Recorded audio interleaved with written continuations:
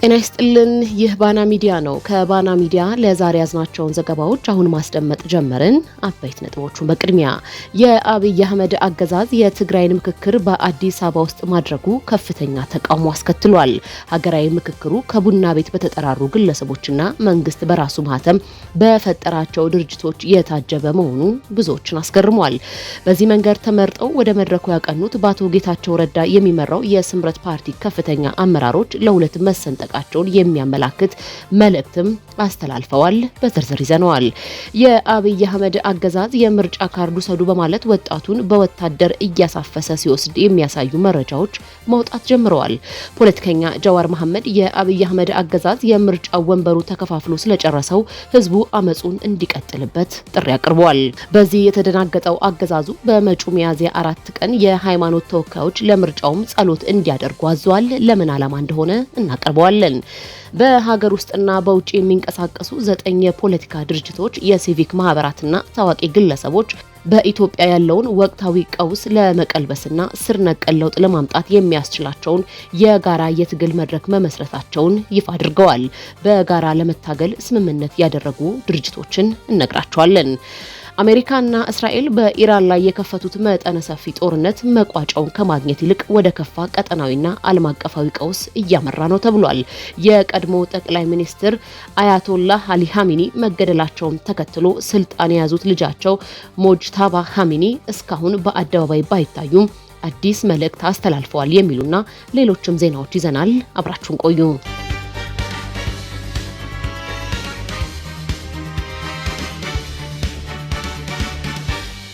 የአብይ አህመድ አገዛዝ የትግራይን ምክክር አዲስ አበባ ውስጥ ማድረጉን ከፍተኛ ተቃውሞ አስከትሏል። ሀገራዊ ምክክሩ ከቡና ቤት በተጠራሩ ግለሰቦችና ተቃዋሚ ኃይሎች በሌሉበት መንግስት በራሱ ማህተም በፈጠራቸው ድርጅቶች የታጀበ መሆኑ ብዙዎችን አስገርመዋል።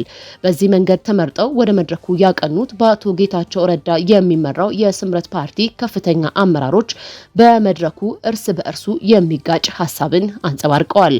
በፕሮፌሰር መስፍን አርአያ የሚመራው የኢትዮጵያ አገራዊ ምክክር ኮሚሽን የትግራይ ክልልን አጀንዳ የማሰባሰብ መርሃ ግብር በአዲስ አበባ መጀመሩን ተከትሎ በፖለቲካ ፓርቲዎችና በተሳታፊዎች መካከል ከፍተኛ የሀሳብ መከፋፈልና ተቃውሞ ተቀስቅሷል። መጋቢት 23 ቀን 2018 ዓ.ም የተጀመረው ይህ መድረክ የትግራይን ህዝብ አይወክልም በሚል ብርቱ ትችት እየቀረበበት ይገኛል።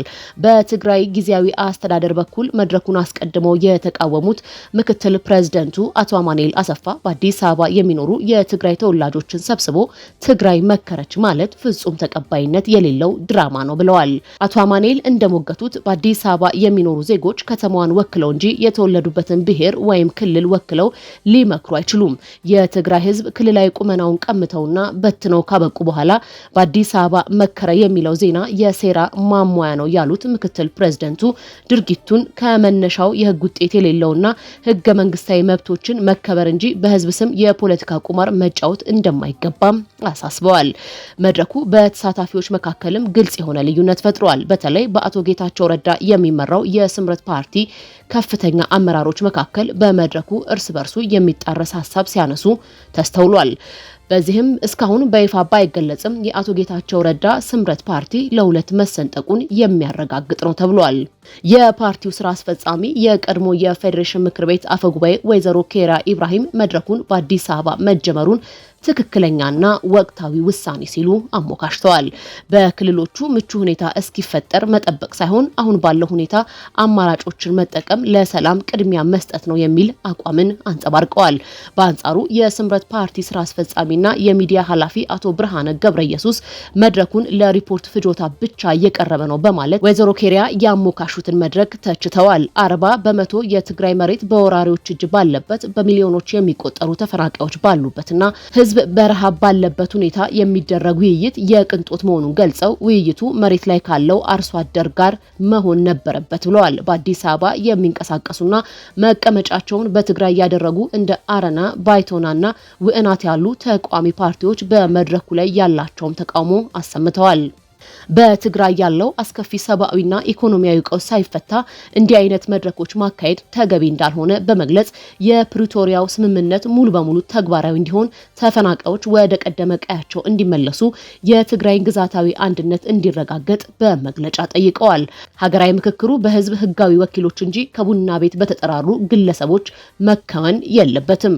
ሰላም ለማምጣት የሚደረግ ምክክር በሚጋጩ ኃይሎች መካከል መሆን ሲገባው አሁን ያለውን ሂደት ግን ተቋሚ ኃይሎች በሌሉበት መንግስት በራሱ ማህተብ በፈጠራቸው ድርጅቶች የታጀበ ነው በማለት መድረኩን አጣጥለውታል።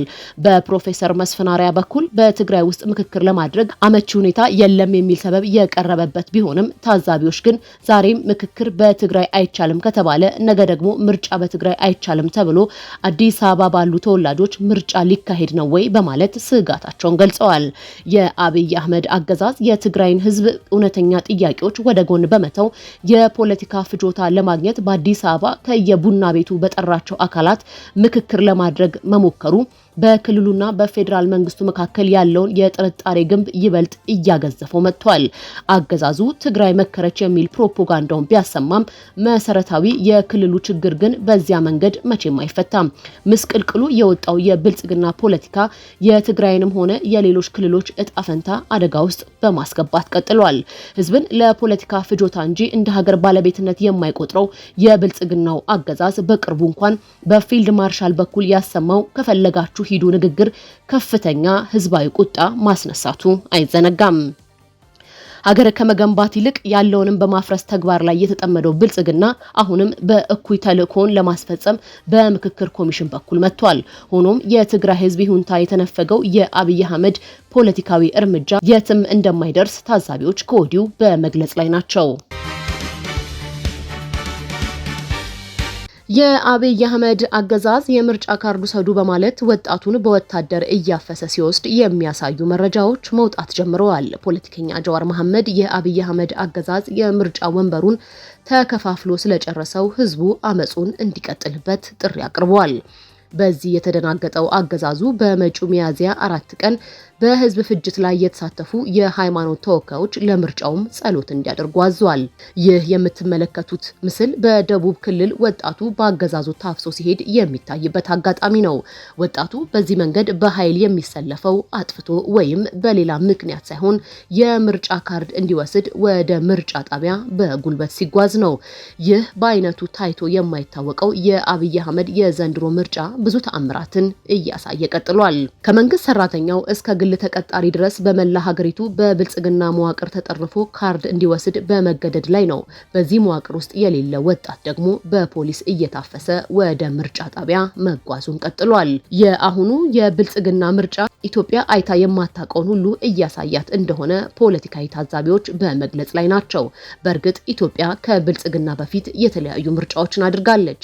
እነዚህ ምርጫዎች ሙሉ በሙሉ ዲሞክራሲያዊ ነበሩ ባይባልም ቢያንስ ህዝቡ የመሰለውን እንዲመርጥ ካልፈለገም አልመርጥም የሚል መብት ነበረው። በራሱ ተነሳሽነትም የአዲስ አበባን ጎዳናዎች በማጨናነቅ የምርጫ ፍላጎቱን ያሳየበት ጊዜም በታሪክ ተመዝግቧል። የዘንድሮ የብልጽግና ምርጫ ደግሞ ከዚህ የተለየ ነው። አብይ አህመድንም የምርጫውንም ዜና መስማት የማይፈልገው የማህበረሰብ ቁጥር ቀላል አለመሆኑን የተረዳው ብልጽግና ከወዲሁ ዱላ ጀምሯል። በተለያዩ የሀገሪቱ ክፍሎች ምርጫውን በመስጋት እስሩ የቀጠለ ሲሆን ከወዲሁ ደግሞ አብይ አህመድና ምንጣፍ ጎታች ተቃዋሚ ነን ባዮቹ የፓርላማውን ወንበር ተከፋፍለው ቁጭ ብለዋል።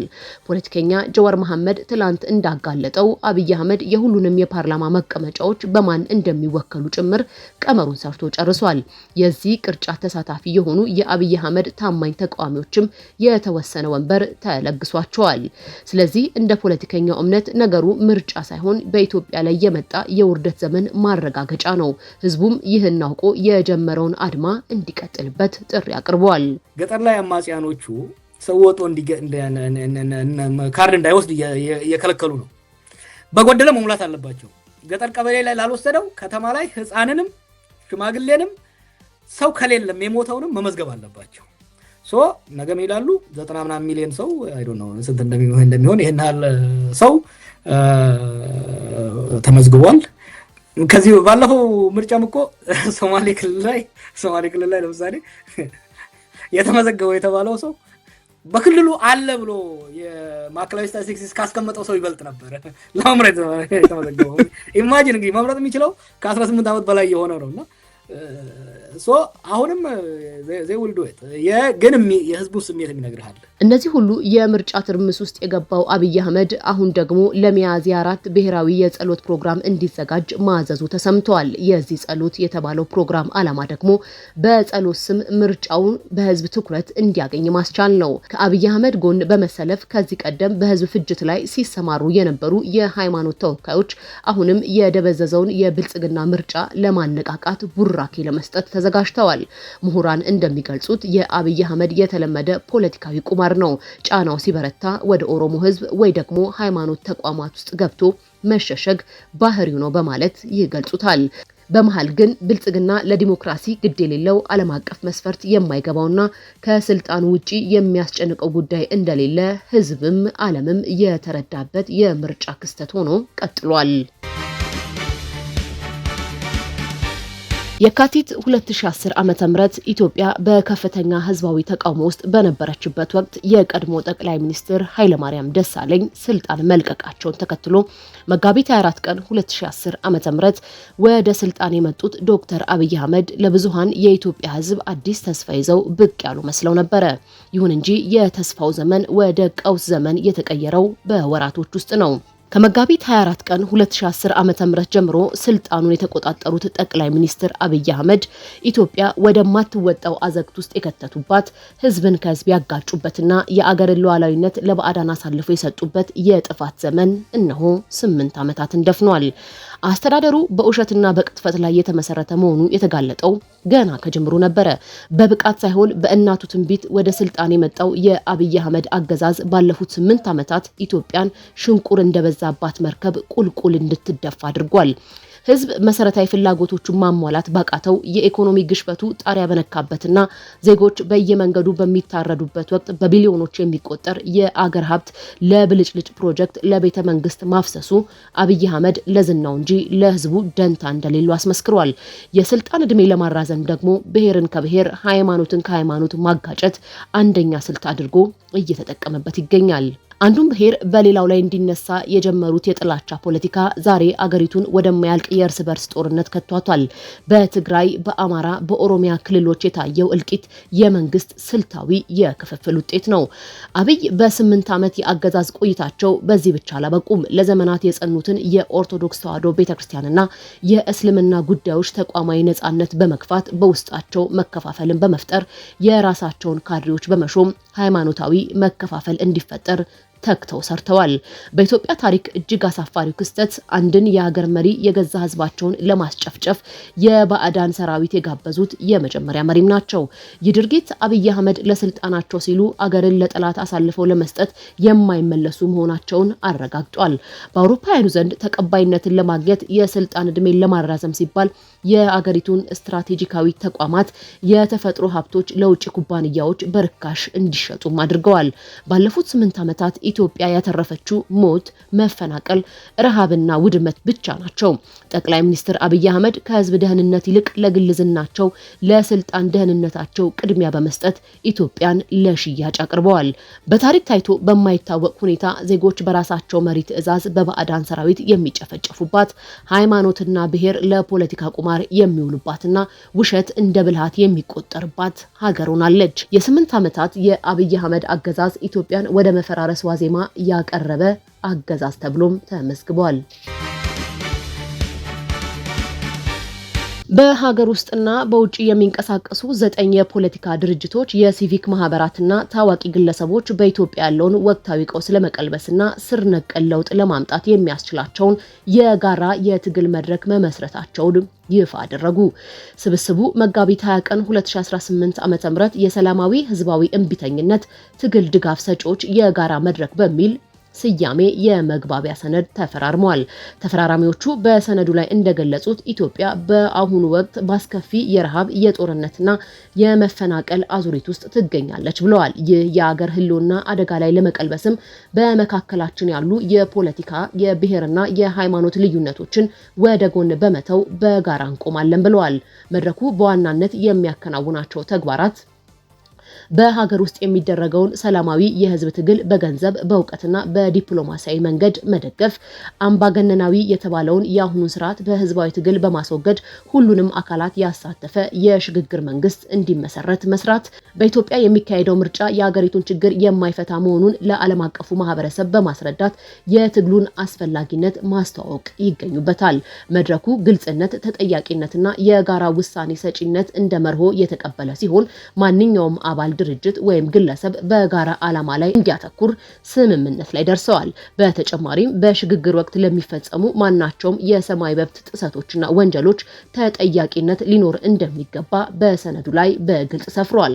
በዋሽንግተን ዲሲ በይፋ የጸደቀው ይህ ሰነድ የፈረሙ ድርጅቶች የኢትዮጵያ ትብብር ንቅናቄ፣ የአብሮነት ኢትዮጵያ፣ የአማራ ዲያስፖራ ማስተባበሪያ ፎረም፣ ዓለም አቀፉ የአማራ ንቅናቄ፣ የትዕግስት ህዝብና ሰላማዊ ሰልፍ አዘጋጅ ግብረ ኃይል፣ ዓለም አቀፍ የኢትዮጵያ አድኑ የጋራ ግብረ ኃይል፣ የኢትዮጵያውያን ትብብር ለድልና ሽግግር፣ የትግራይ ተወላጆች ዓለም አቀፍ ማህበርና ራያ የደቡብ ህዝቦች የፖለቲካ ኃይሎች ጥምረት ናቸው።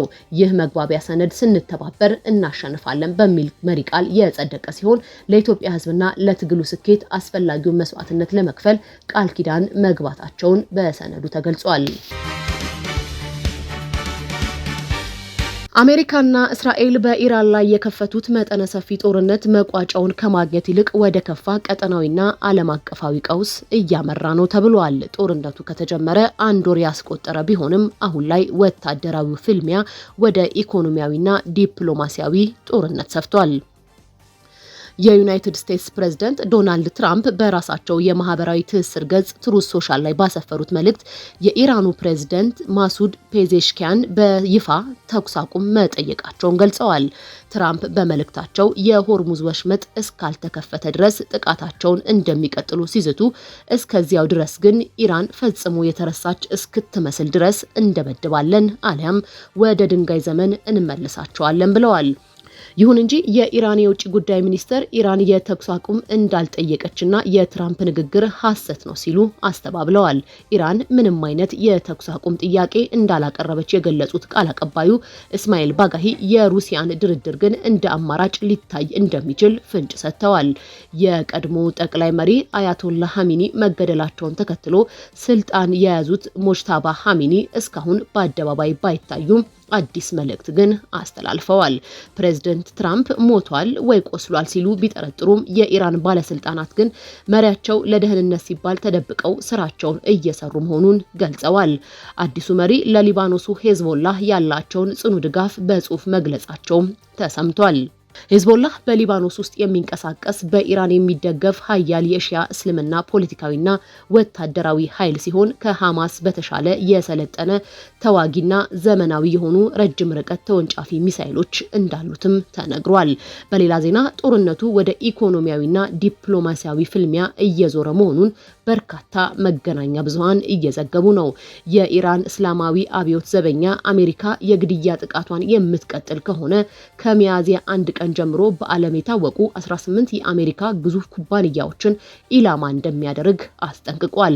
በዚህ ዝርዝር ውስጥ እንደ አፕል፣ ማይክሮሶፍት፣ ጉግል እና ቴስላ ያሉ የቴክኖሎጂ ኩባንያዎች እንዲሁም እንደ ቦይንግ ያሉ የኢንዱስትሪና የፋይናንስ ተቋማት ተካተዋል። ጦርነቱ በዓለም አቀፍ ጥምረቶች ላይም ከፍተኛ መከፋፈልን እየፈጠረ ነው ተብሏል። ቱርክ የኔቶ አባል ብትሆንም አሜሪካ የኩርድ ታጣቂዎችን የምትጠቅም ከሆነ ከኢራን ጎን በመሰለፍ ወታደራዊ ጣልቃ ገብነት እንደምታደርግ በማወጅ ዓለምን አስደንግጣለች። ፕሬዝዳንት ትራምፕ ኔቶ በኢራን ጦርነት እገዛ ለማድረግ ባለመፈለጉ የወረቀት ላይ ነብር በማለት የጠሩት ሲሆን አሜሪካን ከድርጅቱ ለማስወጣት እያጤኑ መሆኑን ገልጸዋል። የአብይ አህመድ ድሮንና ተተኳሽ አቅራቢ የተባበሩት አረብ ኤምሬትስ የሆርሙዝ ወሽመጥን በኃይል ለመክፈት አሜሪካ ለምታደርገው ዘመቻ ጦሯን ለማሰማራት ዝግጅት እያደረገች እንደሆነ ተሰምቷል። የዩናይትድ ኪንግደም ጠቅላይ ሚኒስትር ኬር ስታርመር በጦርነቱ እንደማይሳተፉ ቢገልጹም ግጭቱ የብሪታንያን የወደፊት እጣ ፈንታ እንደሚወስንና ከአውሮፓ ጋር ያላቸውን ግንኙነት እያጠነከሩ መሆኑን ተናግረዋል። የሆርሙዝ ወሽመጥ መዘጋት የዓለምን የነዳጅ የኢነርጂ አቅርቦት ቅርቃር ውስጥ የከተተው ሲሆን በዲፕሎማሲው ረገድ የታየው መካረርና ጦርነቱ ወደ ኢኮኖሚያዊ ተቋማት ማምራቱ ዓለምን ወደማይታወቅ የጥፋት አዙሪት ውስጥ እያስገባት መሆኑን ተንታኞች በመግለጽ ላይ ይገኛሉ። የተከበራችሁ የባና ሚዲያ ተከታታዮች ለዛሬ ያዝናቸው ዜናዎች እነዚህን ይመስሉ ነበረ። ስለተከታተላችሁን ከልብ እናመሰግናለን። መረጃዎቻችን ለሌሎችም እንዲደርሱ ቪዲዮውን ላይክ እና ሼር ማድረጋችሁን እንዳትረሱ። ለቻናላችን አዲስ የሆናችሁ ደግሞ ሰብስክራይብ በማድረግ የቤተሰባችን አካል ይሁኑ።